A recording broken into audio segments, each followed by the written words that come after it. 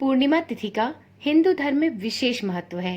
इसे सौभाग्यदायिनी और संतान सुख प्रदान करने वाला व्रत माना गया है।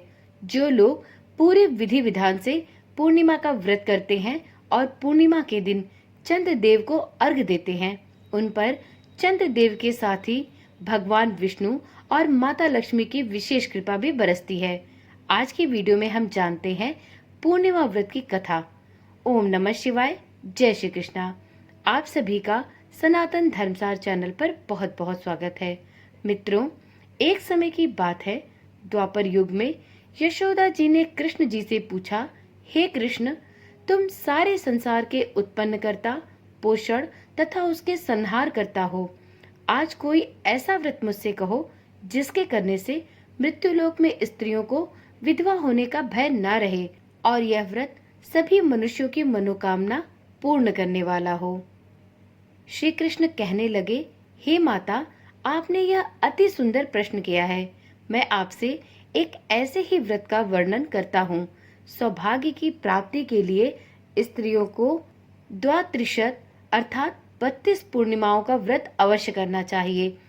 इस व्रत को करने से स्त्रियों को सौभाग्य और सुख संपत्ति प्राप्त होती है। यह व्रत अचल सौभाग्य को देने वाला और भगवान भोलेनाथ के प्रति मनुष्य मात्र की भक्ति को बढ़ाने वाला है। यशोदा जी कहने लगी, हे कृष्ण, सर्वप्रथम इस व्रत को मृत्युलोक में किसने किया था?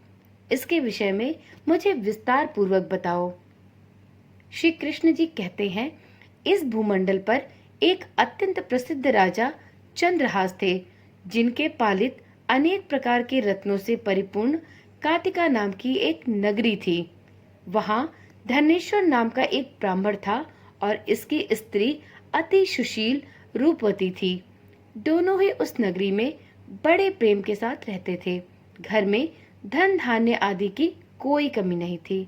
उनको एक बड़ा दुख था, उनके कोई संतान नहीं थी, जिस वजह से धन धान्य होने के बाद भी वह बहुत ही दुखी रहते थे। एक दिन एक बड़ा तपस्वी योगी उस नगरी में आया। वह योगी बाकी सभी घरों से भिक्षा मांगकर भोजन किया करता था, लेकिन उस ब्राह्मण के घर से भिक्षा नहीं मांगा करता था। यह बात ब्राह्मण को बहुत बुरी लगती थी। एक दिन धनेश्वर ने उस योगी से इस बारे में बात करने की सोची और वह गंगा किनारे उस योगी से मिलने गया। अपनी भिक्षा अनादर से दुखी होकर धनेश्वर ने उस योगी से कहा, हे महाराज, आप सभी घरों से भिक्षा लेते हैं, परंतु मेरे घर से भिक्षा कभी नहीं लेते। इसका क्या कारण है? योगी कहने लगा कि हमारा सनातन धर्म हमें इस बात की आज्ञा नहीं देता कि संतानहीन व्यक्ति के घर से हम भिक्षा ग्रहण करें, क्योंकि संतानहीन व्यक्ति से भिक्षा लेने से मेरा जीवन भी पतित हो जाएगा। धनेश्वर यह सब बात सुनकर बहुत दुखी हुआ और हाथ जोड़कर योगी के पैरों पर गिर पड़ा तथा दुखी मन से कहने लगा कि आप मुझे संतान प्राप्ति का कृपया उपाय बताएं। आप सर्वज्ञ हैं, मुझ पर आप अवश्य ही कृपा करें। धन की मेरे घर में कोई कमी नहीं है, लेकिन मैं संतान न होने के कारण अत्यंत दुखी हूँ। आप मेरे इस दुख का हरण कीजिए। यह सुनकर योगी कहने लगे, तुम चंडी की आराधना करो। घर पहुंचकर उन्होंने यह सारी बात अपनी पत्नी को बताई और खुद वन में चला गया। वन में पहुंचकर उसने चंडी की आराधना की और उपवास करना प्रारंभ किया। चंडी ने 16 दिनों के उपरांत उसको स्वप्न में दर्शन दिए और उससे कहा कि हे धनेश्वर, जा, तेरे पुत्र होगा, लेकिन उसकी आयु सिर्फ 16 वर्ष होगी। 16 वर्ष की आयु में ही उसकी मृत्यु हो जाएगी। अगर तुम दोनों स्त्री और पुरुष 32 पूर्णिमाओं का व्रत करोगे तो वह दीर्घायु हो जाएगा। जितना तुम्हारा सामर्थ्य हो उतने आटे के दिए जलाकर शिव जी का पूजन करना, लेकिन पूर्णमासी 32 ही होनी चाहिए। सुबह होते ही तुम्हें इस स्थान के पास एक आम का पेड़ दिखाई देगा। उस पर चढ़कर एक फल तोड़कर अपने घर वापस चले जाना। अपनी स्त्री को इस बारे में बता देना। सुबह स्नान के बाद जब वह स्वच्छ होकर शंकर जी का ध्यान कर ले तो उसके बाद उसे यह फल खिला देना। तब शंकर भगवान की कृपा से उसको गर्भ ठहर जाएगा।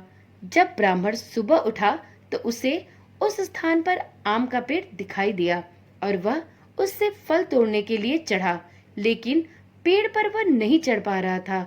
यह देखकर उसे बड़ी चिंता हुई, तो उसने भगवान गणेश की उपासना करना प्रारंभ कर दिया और भगवान गणेश से विनती करते हुए कहा, हे दयानिधे, अपने भक्तों के विघ्नों का नाश करके उनके मंगल कार्य को करने वाले, दुष्ट का नाश करने वाले, रिद्धि सिद्धि देने वाले, आप मुझे इतना बल दें कि मैं अपनी मनोकामना पूर्ण कर सकूं। इसके बाद वह पेड़ से फल तोड़ने में सफल हो गया। पेड़ से फल तोड़कर वह अपनी पत्नी के पास पहुंचा।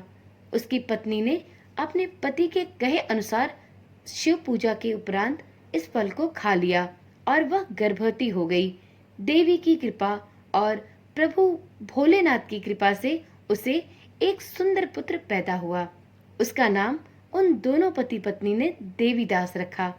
माता पिता के हर्ष और शोक के साथ वह बालक धीरे धीरे बढ़ने लगा। भगवान की कृपा से बालक बहुत ही सुंदर और सुशील था। पढ़ाई लिखाई में भी बहुत ही निपुण था। दुर्गा जी के कथनानुसार उसकी माता ने 32 पूर्णमासी का व्रत रखा। देवीदास का जैसे ही 16वां साल लगा, दोनों पति पत्नी बहुत दुखी हुए। कहीं उनके पुत्र की मृत्यु न हो जाए, यह सोचकर उनके सामने एक दुखों का पहाड़ आकर खड़ा हो गया। उन्होंने सोचा कि अगर उनके सामने यह सब हुआ तो वह इसे कैसे देख पाएंगे।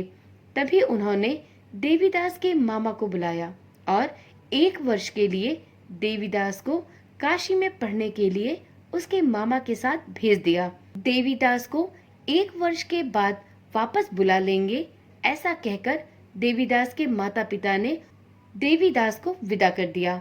उसके मामा को भी यह बात नहीं पता थी कि देवीदास 16वें वर्ष में मृत्यु को प्राप्त हो जाएगा। दोनों पति पत्नी ने 32 पूर्णमासी का व्रत संपूर्ण किया। दूसरी तरफ मामा और भांजा दोनों रात गुजारने के लिए रास्ते में एक गांव में रुके। उस दिन उस गांव में ब्राह्मण की कन्या का विवाह होने वाला था। जिस धर्मशाला में वर और बारात के बाकी लोग रुके हुए थे, उसी धर्मशाला में देवीदास और उसके मामा ठहर गए। उधर कन्या को तेल आदि चढ़ने के बाद जब लग्न का समय आया तो वर की तबीयत अचानक से खराब हो गई। वर के पिता ने अपने परिवार वालों से विचार विमर्श करके कहा कि यह देवीदास मेरे पुत्र जैसा ही दिखता है, मैं इसके साथ लगन करा दूं और बाद में बाकी सारे काम मेरे बेटे के साथ पूरे हो जाएंगे। ऐसा सोचने और विचार करने के बाद वर के पिता ने देवीदास को मांगने के लिए उसके मामा से विचार विमर्श किया और उसके मामा को यह सारी बात बताई। मामा ने कहा कि कन्यादान में जो कुछ भी मिलेगा वो आप हमें दे देना। वर के पिता ने देवीदास के मामा की यह शर्त स्वीकार कर ली। इसके बाद देवीदास का विवाह कन्या के साथ संपन्न हो गया। इसके बाद वह अपनी पत्नी के साथ भोजन न कर सका और मन में विचार करने लगा कि न जाने यह किसकी पत्नी होगी। यह सोचकर उसकी आंखों में आंसू आ गए। तब वधू ने पूछा कि क्या बात है, आप उदास क्यों हैं? तब उसने सारी बातें पत्नी को बता दी और उससे बताया कि मैं तुम्हारा पति नहीं हूँ। तब कन्या कहने लगी, आप ही मेरे पति हैं और मैं आपकी ही पत्नी हूँ, किसी अन्य की कभी नहीं। तभी देवीदास ने कहा, ऐसा मत करिए, क्योंकि मेरी आयु बहुत कम है, मेरे बाद आपका क्या होगा। लेकिन उसकी पत्नी ने उसकी एक भी बात स्वीकार नहीं की और बोली, स्वामी, आप किसी भी बात की चिंता मत करिए, मेरा अखंड सौभाग्य होगा, इस बात का मुझे पूर्ण विश्वास है। चलिए आप मेरे साथ भोजन करिए। यह कहकर पत्नी ने अपने पति देवीदास के साथ भोजन ग्रहण किया और दोनों रात में सोने के लिए चले गए। सुबह देवीदास ने पत्नी को 4 नगों से जड़ी एक अंगूठी दी और एक रुमाल भी दिया और बोला कि हे प्रिय, इसे लो और संकेत समझकर स्थिर चित हो जाओ। मेरे मरण और जीवन के विषय में जानने के लिए एक पुष्प वाटिका बना लेना, उसमें सुगंधों वाली एक नवमल्लिका लगा लेना, उसको प्रतिदिन जल से सींचना और आनंद के साथ उसके साथ खेलना कूदना। जिस समय और जिस दिन मेरा प्राणांत होगा, उस दिन यह फूल सूख जाएंगे। जब यह फिर से हरे हो जाएं, तो जान लेना कि मैं जीवित हूँ, और यदि वह फूल मुरझाए रहें, तो समझ लेना कि तुम्हारे पति का प्राणांत हो चुका है। यह सब कुछ समझाकर वह वहां से अपनी मामा के साथ चला गया। इसके बाद जब वर और बाकी बाराती मंडप में आए, तो कन्या ने उस दूसरे लड़के को देखकर कहा कि ये मेरा पति नहीं है। मेरे पति वह हैं जिनके साथ मैंने रात में भोजन किया और उसके पश्चात विश्राम किया था। इसके साथ मेरा विवाह नहीं हुआ है। अगर यह वही है, तो यह बताए कि इसने मुझे रात में उपहार स्वरूप क्या दिया है, और साथ ही कन्यादान के समय जो आभूषण मिले हैं उन्हें दिखाए। कन्या की ये सारी बातें सुनकर वह कहने लगा कि मैं यह सब नहीं जानता, और हाँ, मेरा विवाह तुमसे नहीं हुआ है। इसके बाद सारे बाराती दूल्हे के साथ अपमानित होकर वापस लौट गए। भगवान कृष्ण बोलते हैं, हे माता, इस प्रकार देवीदास काशी चला गया। कुछ समय जब बीत गया, तो एक सर्प उसको डसने के लिए वहां आया, लेकिन वह उसको काट नहीं पाया, क्योंकि उसकी माता ने पहले ही 32 पूर्णमासी के व्रत को संपूर्ण कर लिया था। जब वह सर्प उसे नहीं काट पाया, तो देवीदास को लेने के लिए खुद काल उसके पास पहुँचे। भगवान की कृपा से तभी वहां माता पार्वती और भगवान गणेश आ गए।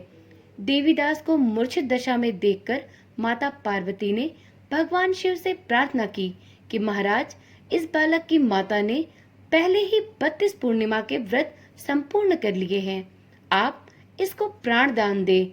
भगवान शिव ने माता पार्वती के कहने पर उसे प्राण दान दे दिया। उधर उसकी पत्नी उसके आने की प्रतीक्षा कर रही थी।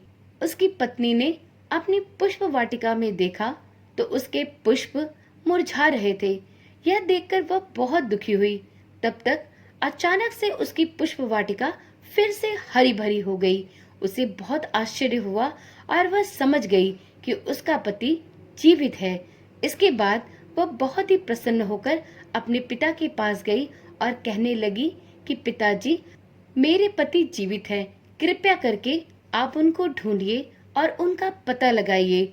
जब 16वां वर्ष व्यतीत हो गया, तो देवीदास भी अपने मामा के साथ काशी से चल दिया। इधर उसकी पत्नी के परिवार वाले उन्हें ढूंढने के लिए जा ही रहे थे कि उन्होंने देखा कि देवीदास और उसका मामा उधर ही आ रहे हैं। उनको देखकर उनके ससुर बहुत प्रसन्न हुए और उन्हें पूरे आदर सत्कार के साथ अपने घर ले आए। वहां पर संपूर्ण परिवार एकत्रित हुआ और कन्या ने भी अपने पति को पहचान लिया। देवीदास का उसके ससुराल में बहुत स्वागत हुआ। कुछ दिनों रहने के पश्चात देवीदास अपनी पत्नी और मामा को लेकर अपने घर की ओर चल दिया। उसके ससुर ने उसे बहुत ढेर सारा दान दहेज भी दिया। जब वह अपने घर की तरफ चल रहा था, तो उसके माता पिता को लोगों ने खबर दी कि तुम्हारा पुत्र अपनी पत्नी और मामा के साथ इधर ही आ रहा है। ऐसा समाचार सुनकर पहले तो माता पिता को विश्वास ही नहीं हुआ, लेकिन जब देवीदास अपनी पत्नी को लेकर अपने माता पिता के समीप आया और उनके पैर छुए, तो देवीदास के माता पिता की खुशी का ठिकाना न रहा। माता पिता ने खुशी से देवीदास को अपने हृदय से लगा लिया, उसका माथा चूमा और दोनों के आने की खुशी में धनेश्वर ने बहुत दान दक्षिणा दी और ब्राह्मणों को भोजन भी कराया। इस प्रकार से यह कथा समाप्त होती है।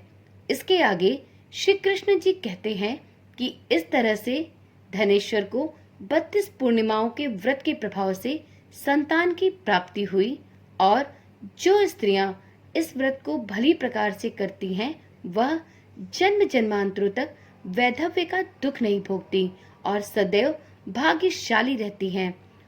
इस प्रकार से पूर्णमासी का व्रत संतान सुख प्रदान करने वाला और स्त्रियों को वैधव्य से बचाने वाला एक पुण्यकारी व्रत है। इस पुण्यकारी व्रत को करने वाली सभी स्त्रियां इस लोक के सुखों को भोगकर मरने के बाद बैकुंठ लोक को प्राप्त होती हैं। हे जगदीश्वर, हे भोलेनाथ, हे माता पार्वती, जिस प्रकार से आपने धनेश्वर के संतान के जीवन की रक्षा की और देवीदास की पत्नी के सौभाग्य को बनाए रखा, उसी प्रकार से पूर्णमासी का व्रत करने वाली सभी महिलाओं को सौभाग्य और संतान सुख प्रदान करना। इसी आशा और मनोकामना के साथ इस कथा को यहीं पर समाप्त करते हैं और जाते जाते प्रभु भोलेनाथ के साथ माता पार्वती के नाम का एक जयकारा अवश्य लगाए। तो प्रेम से बोलिए, प्रभु भोलेनाथ की जय, माता पार्वती की जय। मित्रों, पूर्णमासी की यह पावन कथा सभी व्रत धारकों को अवश्य सुननी चाहिए और जो लोग पूर्णिमा का व्रत नहीं रखते हैं उन्हें भी इस कथा को पूर्णिमा के दिन अवश्य सुनना चाहिए। तो चलिए आज की वीडियो यहीं पर समाप्त करते हैं।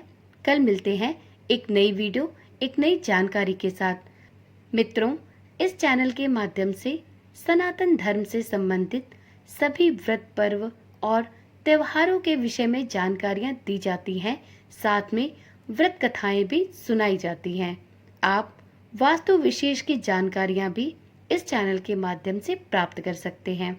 यदि आप इस प्रकार की वीडियोस देखने में रुचि रखते हैं तो चैनल को अभी ही सब्सक्राइब करें और साथ में नोटिफिकेशन बेल को ऑन करना भी ना भूलें, जिससे इस चैनल पर डाली जाने वाली सभी वीडियोस की सूचना आपके पास सबसे पहले पहुंच सके।